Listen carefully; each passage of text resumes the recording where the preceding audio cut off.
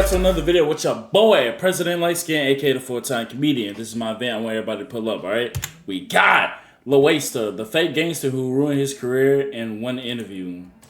2 years ago, CJ was one of the most popular names in the hip-hop. Shout out to CJ, man. You know what I'm saying? If you guys don't know, he made that song called Whoopty back in COVID around that time. And I remember that song was all over on TikTok, especially the instrumental. The instrumental was raw as fuck. I ain't gonna lie to you. I ain't gonna lie. Like, this Whoopty song was probably like the most mainstream drill song I have ever heard, for real. Pop genre, after dropping his explosive hit record titled Whoopty. In the span of less than a year, he went from being a nobody from Staten Island to having a #1 hit record on the charts, co-signs from some of the biggest names in the industry, and scored a major record deal with literally just 2 official songs to his catalog. However, over the last year, CJ's audience has decreased by nearly 90%, according to Social Blade, and his Google Trends graph further shows just how much he has faded into irrelevance. Earlier this year, it was also reported he was officially dropped from his label, which showcases just how bad his falloff has become. It's your boy Loaster, and today we're gonna investigate why CJ disappeared off the face of the planet.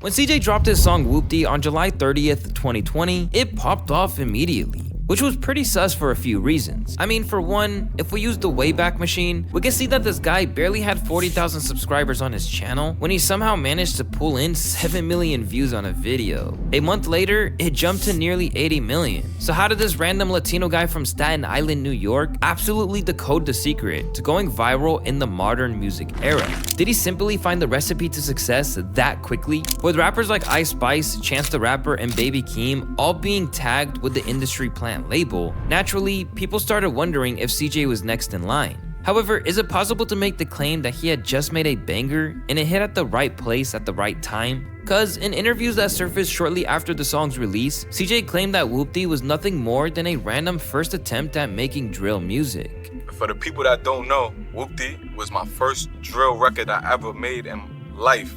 I never experimented with drill. I never made a drill record before that. As you may or may not know, drill music is a subgenre that was becoming massively popular in New York at the time. It's also important to note that Pop Smoke, who was seen as the face of drill music around the time CJ started blowing up, had passed away just 5 months before Whoopty came out. So there's an argument to be made that people were just hungry for something new, and it felt like the perfect moment for someone like CJ to step in to fill a big void in the drill music scene. Drill was just so hot at the time. I was like, yo, let me see what I could do on a drill beat. You know what I'm saying? I was just playing around. Like, I'm not a drill rapper. I had no intentions of being a drill rapper.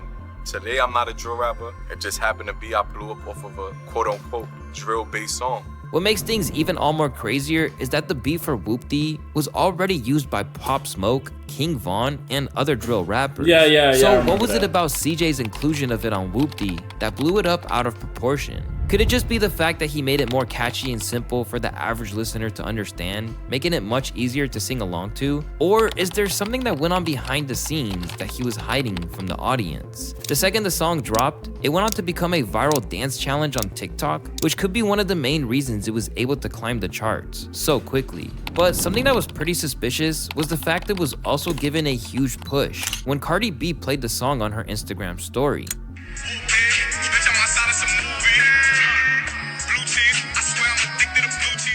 French Montana then made him an honorary member of Coke Boys with the gift of a chain. He then got legends like Busta Rhymes to feature on his songs, and even Mark Wahlberg was seen hanging out with this dude. So it's no secret that something deeper was probably going on behind the scenes. With all these people in his corner, it didn't seem too out of pocket when he said he wanted to be one of the greats, although it was an extremely high bar to set for someone who had just a solo single on Spotify up at the time. While the industry plant allegations piled on CJ, things went from bad to worse when he did this genius interview that took place on November 27th, 2020, where he went on to discuss the meaning behind the word Whoopty.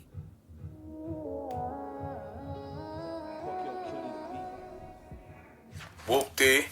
I'm outside of some movie. Pretty much Whoopty, like, it's worldwide now. You know, I got babies, you know, saying Whoopty. I got, you know, middle-aged people, you know, older people. Pretty much it's just like a roll call, you know, whenever I see my guys in the street, and, you know, that's how we greet each other. It's like a New York when people say, "You're." While this interview seemed simple on the surface, it resulted in a whole ton of drama for CJ that would become inescapable throughout the duration of his career. To preface this segment, it's important to know the severity of what being labeled a fake gangster can do to your reputation as a rapper. For some reason, it seems that people enjoy rappers with a gangster persona, as some of the biggest rappers in the world are tied to some kind of gang affiliation. This was kinda the case for someone like Gucci Mane, who literally murdered someone in 2006, which many would consider the time period where the rapper was in his prime. Even Chicago rappers like Lil Bibby claim that him killing someone was the reason he liked Gucci Mane so much. Man, you know, Chicago people just love Gucci, man. He like everybody's idol, man. He like a gangster, man. First of all, he killed somebody for trying to rob him,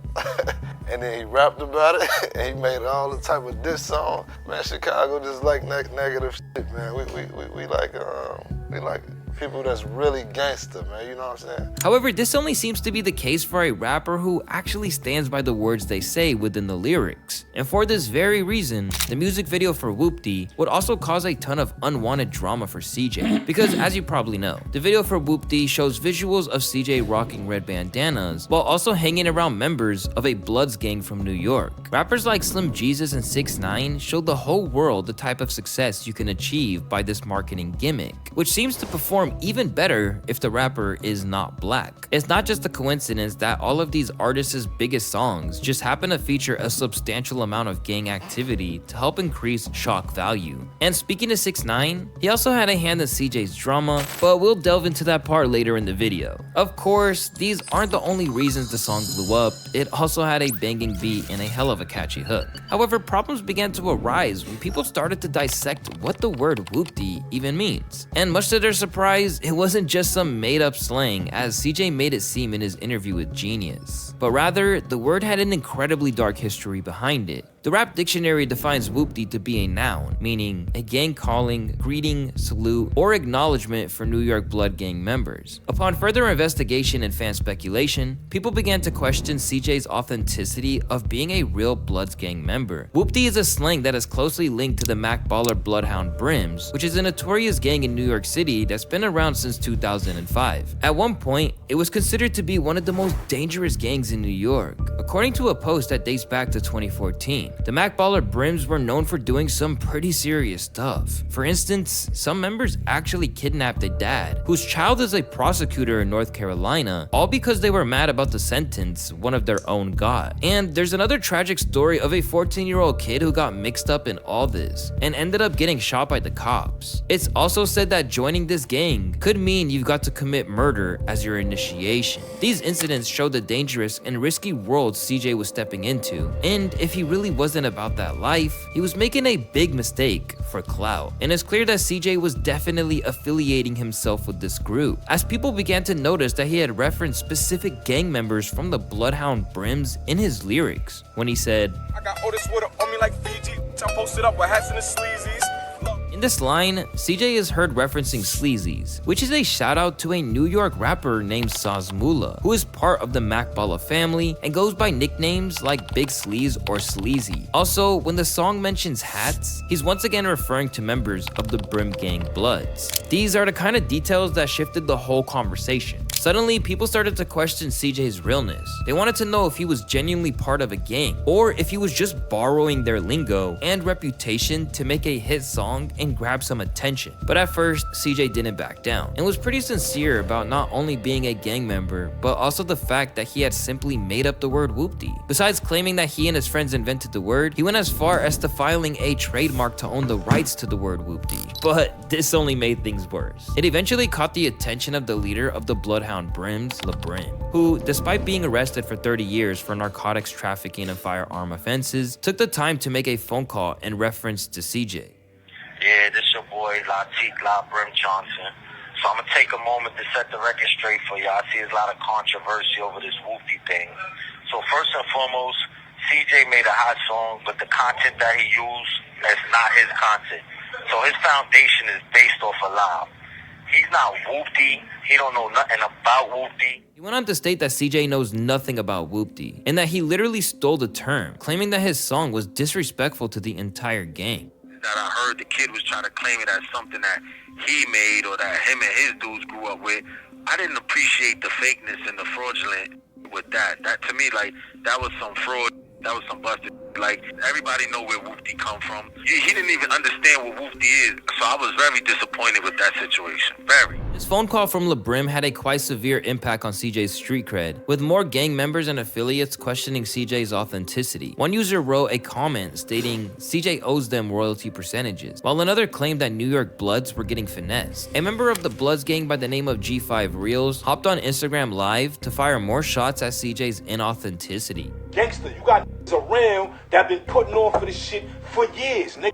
You got my bro up north for 30 years right now, nigga. Pull the fuck up right now. Pull up. Cause it's not a game no more, bro. Like, with the industry turning against him, after they realized he wasn't about that life, the fans followed, and were now churning on him in the comment section. Most fugazi blood I ever seen. How has this dude not gotten clapped up yet? Only one song in, and CJ was facing his real first beef in hip-hop. But rather than it being a big publicity stunt to gain traction and new listeners, this one quickly got serious. As if things weren't bad enough, he'd soon be hit with allegations that he stole the entire flow of other MCs. If you're new to hip-hop, let me make it clear that this is one of the worst things you can be accused of. Biting another MC's bars or flows has been at the center of plenty of rap beefs over the years. So when two rappers named Busy Banks and 22Gs came out to say that CJ was a little sus and had basically jacked their whole style, it became another huge problem for him to deal with. Real CJ giving me 6ix9ine vibes, and boy from Staten Island, the safest bureau in NYC. Heard he ain't even whoopty for real. That CJ dude need to give me my credit, no cap. Busy Banks then said on IG, dude jacking my lingo and flow. I'm tired of not getting the recognition I deserve. I started this new wave of drill rap. Let's talk about it. Rather than being a vague accusation, people actually began to put together side-by-side comparisons to show how his style sounded next to Busy's. Check this out. Can't fuck with no bitch, that's basic.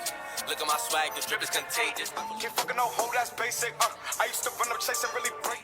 Slide, hop in the V, let's go for a ride. Wait, slide. She said she feeling a vibe. In the immortal words of Soulja Boy, word for word, bar for bar. 22Gs would then follow this up with a whoopty remix titled Goofy, where he then went in on CJ. Leave a nigga like Hoffa. He won't even need a doctor, nigga who shot you. Not even whoopty. The song went viral, racking up nearly 1 million views, and fans were loving every bit of it. In a Reddit post discussing the disappearance of CJ, some fans claimed that 22G's diss was the nail in the coffin. But yet again, CJ wouldn't back down, and would keep pushing further into his gang member persona in a song called Hit Up, where he fires shots at 22G's gang, the Gangster Disciples, as well as throwing up their gang signs with his hands in the video. Get you hit up, no pop, come to your block and set up shop. The song also went crazy, gaining 3 million views. However, his fans were beginning to worry about CJ, being that he was now putting his whole life on the line. Then on April 7, 2022, CJ made another bold move when he showed up to DJ Vlad to discuss the beef, claiming he would beat up 22Gs and Busy Banks if they kept dissing him.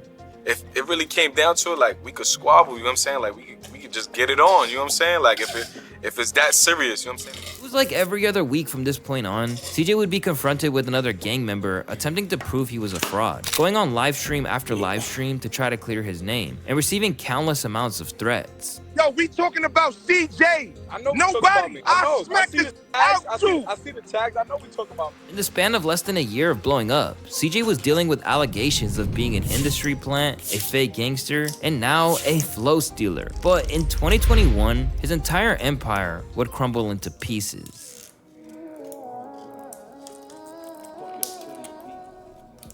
In January of 2021, the table officially flipped on CJ when the Pitchfork news site published an article completely exposing him, titled, "New York drill rapper CJ is nothing but a shameless ripoff." In this article, they detailed that CJ's rise to fame wasn't just some random luck like everyone assumed, and exposed crucial details about CJ that no one knew about when they claimed that his uncle was James Cruz. For those who aren't familiar, James is a high-powered executive in the music industry. During his time at Violator Management, he helped oversee the early careers of 50 Cent, Nicki Minaj, and Busta Rhymes, who, like I mentioned, gave CJ a pretty big feature feature early in his career. He also served as the president of Bad Boy Records for nearly 2 decades. The same Bad Boy Records that is run by Diddy and had French Montana on its roster for nearly a decade, which also explains the French Montana cosign that I explained earlier as well. You see what I'm getting at here? Having a connection like that is huge because it opens doors. James's influence could easily get CJ's music played on radio stations, giving him an advantage most upcoming artists could only dream of. Now, here's another fun fact. One of CJ's first tracks was actually released back in 2018, the same time period that 6ix9ine was dominating the rap scene with hit after hit. Interestingly enough, CJ and 6ix9ine actually teamed up for a song called Pop that many people aren't aware of, as it was only released on SoundCloud. Fast forward a bit, and that collab came back to haunt CJ. It resurfaced online and got people talking on platforms like Reddit, claiming he was an industry plant. His uncle James didn't exactly shy away from the fact that he had a hand in CJ's career either, and straight up exposed him in an interview discussing CJ's success, where he literally revealed that he came out of retirement just to manage him.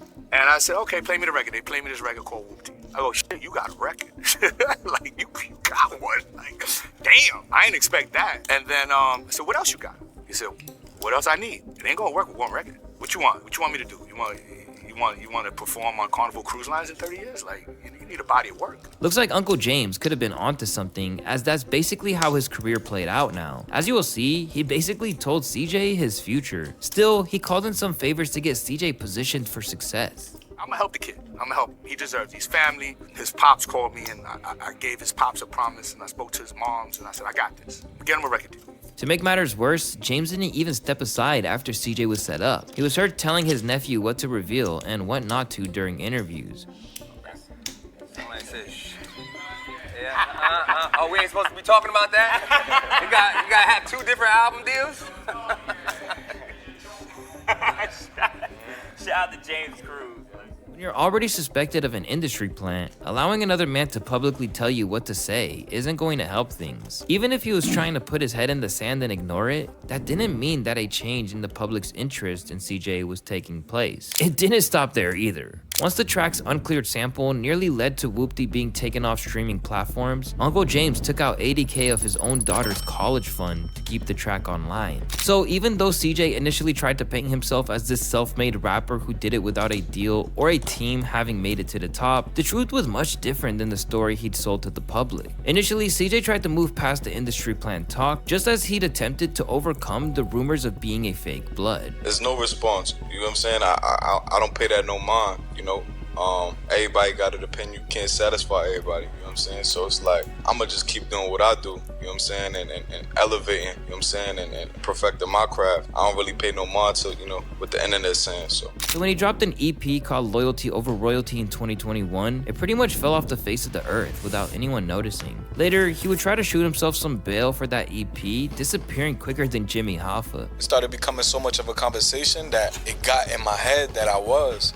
So I started making more drill music. You know what I'm saying? Because I was getting so much love from that movement that I was like, fuck it, I'm gonna do a whole EP of this shit. And I did. But then I realized, I'm like, yo, like, I gotta be me. And I can't get caught up in that drill shit. That shit came with a lot, bro. Basically, he tried to replicate the success of Whoopty and found that the audience that had helped make that track a hit wasn't checking for him anymore. And to make things worse, no one bought his excuses either. CJ ain't a real artist. He realized it when the gangsters started calling him out for jacking the style and ain't really about it. He faked it to be a blood, and he's a wannabe. His 15 minutes are up already. Fast forward to today, and he's still trying to dress up the fact that he chased a wave and had it backfire in every interview.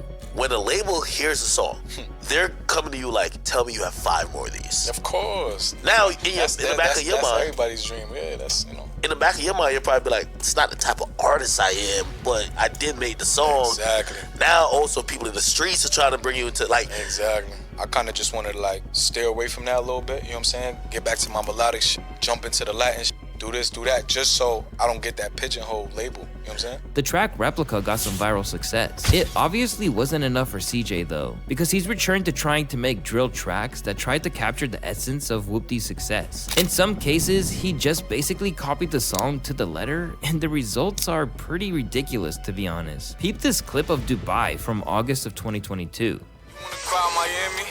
Huh. Or you rather cry Dubai? Too fly.